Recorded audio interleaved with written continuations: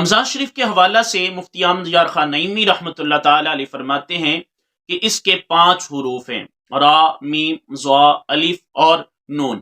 را سے مراد رحمت الہی، میم سے مراد محبت الہی، اور ضا سے مراد زمان الہی، اور الف سے مراد الفت الہی، اور نور سے مراد نور الہی، یا الف سے مراد امان الہی۔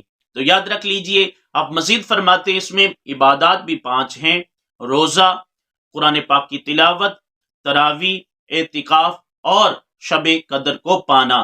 تو جو بندہ ان 5 عبادات کو حسن طریقے سے ادا کرتا ہے، اللہ اس کو یہ 5 نور اور 5 نعمتیں اس کو عطا فرما دیتا ہے۔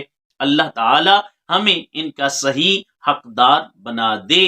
جو رمضان شریف کے حروف ہیں، ان کی جو برکات علماء نے بیان فرمائی، ان کا اللہ ہمیں صحیح حقدار بنا دے اور ان کی برکات عطا فرمائے۔